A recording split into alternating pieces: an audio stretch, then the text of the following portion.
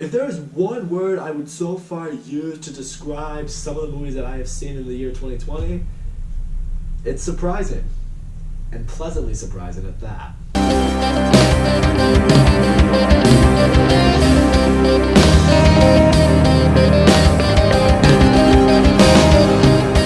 Sonic the Hedgehog is a live-action adaptation to the video game character from Nintendo that is Sonic the Hedgehog. So when it came to movies that I was really looking forward to in 2020 that I was really excited to see, this wasn't among them. I know originally this movie was set to be released in late 2019, if my memory serves, but then we got the original trailer and we saw the original design for Sonic, and everyone on the internet, myself included, completely lost their minds. I mean, Sonic looked like absolute shit. He didn't look anything like his video game character looked like. It just looked like a slap in the face to, to the fans. Because, we want to see a live action version of Sonic, but we don't want to see a real looking Sonic, We want Sonic to look like how he's supposed to look like. That wasn't it. And to give the studio credit, to give the director credit, they were like, okay, we hear you, we understand, we're gonna go back, we are gonna fix the character design for Sonic, we will push the movie's release date back a little bit, and we will give you guys the Sonic that you want. And everyone was like, oh, it's very surprising to hear, but okay. And after that, I feel like some fans maybe got a little bit more on board with the film. I still wasn't one of them. Because even when I did see the new design for Sonic, I was like, okay, yeah, he does look a lot better, but I still think this movie's gonna be shit. Because even from the trailers I saw, it just looked like a really dumb, stupid, unfunny, awkward movie that's trying to be a video game movie adaptation, and those never work. However, now that I have seen Sonic the Hedgehog, I can officially say this is the first time this year where I can look at you guys and I said, everyone, I'm sorry, I was wrong. Sonic the Hedgehog was a surprisingly good, fun, funny movie that might be the best video game movie adaptation I have seen in I don't even know how long. So yeah, you all know who Sonic is. He's this wisecracking, sarcastic, very energetic blue alien hedgehog who can run at supersonic speeds. He comes from another alien world. The aliens that are on this world, they want his power for themselves. So one day when he's very young, he is sent away with this bag of rings that allows him to teleport in between worlds. He's sent away by his guardian, Longclaw the Owl, and where she sends him is Earth. He's been living on Earth in secret for the last 10 years in Green Hills, Montana, basically just going around causing pranks, living in solitude. The only real, I guess you could say, friendship or companionship that he has is he frequently spies on this local sheriff named Tom and his wife and their dog and their little household, seeing what they do, seeing the life that they live, and through his, non-stalker approach of seeing what they do every day, he feels like he's part of that family. But first of all, I want to get into Sonic. He is exactly how he should be in this movie. He's exactly how you remember him. He's funny, he's witty, he's sarcastic, he's a trash talker. Obviously, he can run really fast, but it's more than that. It's not just the fact that he runs fast, it's that he does everything fast. I mean, he talks fast, he acts really without thinking. But there are guys who leap before they look, and there are guys who look before they leap. He's the kind of guy who leaps before he looks. And what it is that I really appreciate with Sonic is he does kind of seem like a kid who just develops superpowers one day, and any kid that really develops superpowers, they're not going to live by the whole, oh, with great power comes great responsibility. No, they're going to go around and they're going to have fun with it. I'm a grown-ass man, I'd probably still do that. And Ben Schwartz as the voice of Sonic was perfect. I mean, he sounded like I pictured Sonic would sound like, he was funny, he delivered the lines very well. I was just like, yes, this is who Sonic should have been voiced by. The big storyline, though, that I really appreciate with Sonic, though, is seeing that what he does ultimately strive for is friends, is a family, because he's been denied that really since he got sent to Earth. I mean, he has to live in solitude. He can't just, stroll around and let people see him for who he is because he's an alien blue hedgehog who can run fast.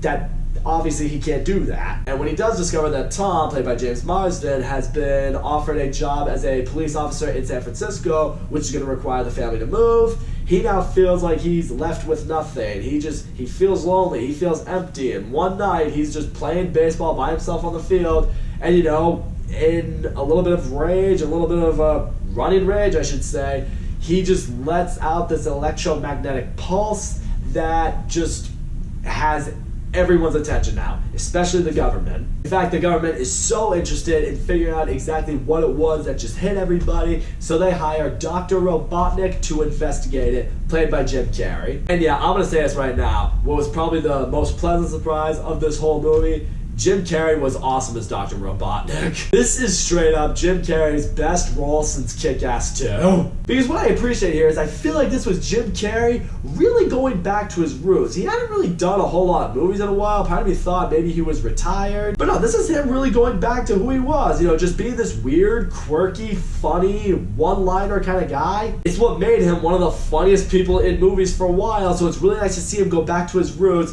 and putting that into the character that's Dr. Robotnik. And Dr. Robotnik is a great villain in this movie. I mean, he's funny, he's very egotistical, he needs to run the whole show. He believes because he is as smart as he is, that he is superior to like every human in the world. And he's a dick to the military, he's a dick to his henchmen, but not like an asshole to the point where like you hate him. He's just like, he kind of reminds me somewhat of like that friend in the group that thinks he's better than everyone, and the friends in the group just become very annoyed with because, you know, he's obviously not as good as he thinks he is. We all know people like that. We've all met people like that. Some of us may even be friends with people like that.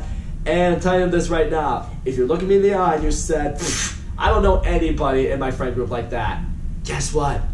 You're the friend, and you're not as cool as you think you are.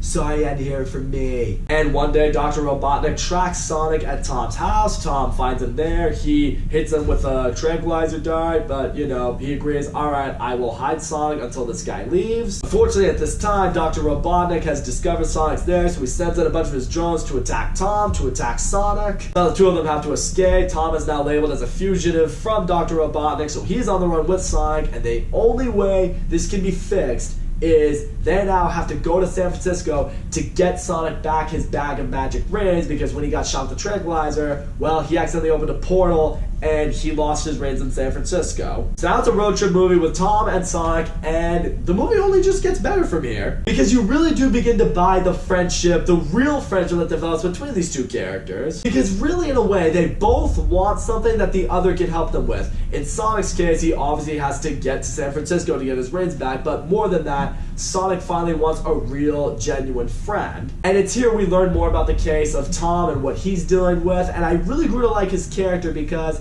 the reason you discover that he wants to take this job in San Francisco is because he feels, being where he is right now, he doesn't feel like a real cop. I mean, he is a great sheriff in Green Hills. The problem is, it's a small town, there's not really a lot of crime, not much really happens. He is beloved by the people that are there, but he feels he needs to do more with himself. In his words, he's like, I want to prove myself in just like the worst situation possible. I want to show that I can handle everything. When everything's on fire, when I need to save a life, I want to prove that I can do that. If I become a cop in San Francisco, I can prove that. And soon he begins to discover along the way, as he's helping Sonic, as the two of them are growing closer, he begins to realize, I'm doing that right now with him.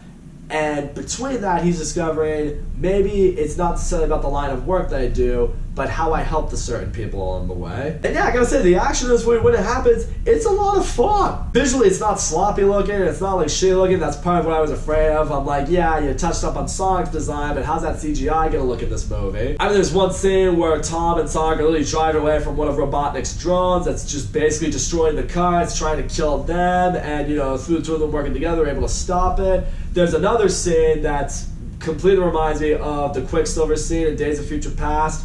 Like, you know, Sonic starts moving at supersonic speed, but we see everything from his perspective, so it's like, he looks like he's moving normally, but everything around him is just frozen in place. This big bar fight broke out, you know, he decides, alright, hold on, you know, everything stops, he moves super quickly, and, you know, by the time everything goes back to normal, everything's just, you know, falling apart on itself. Like, you know, drinks flew everywhere, you know, people punched themselves in the face, everyone's just, like, incapacitated on the floor, and he just looked at Tom, it's like, yeah, I just saved your ass, and we should probably go now. Final action scene in this movie, though, is really awesome. At this point, Robotnik has recovered one of Sonic's quills, so now he can use some of Sonic's powers and adapt it to his drone technology. By the time Tom and Sonic have finally made it to San Francisco, and Sonic's finally just about ready to go to the Mushroom Kingdom, which is where he's supposed to head, at this point, Robotnik has showed up, and he's got one of Sonic's quills, like, you know, he's basically, I don't want to say, he's downloading its power into one of his ships, so now whenever Sonic moves at supersonic speed,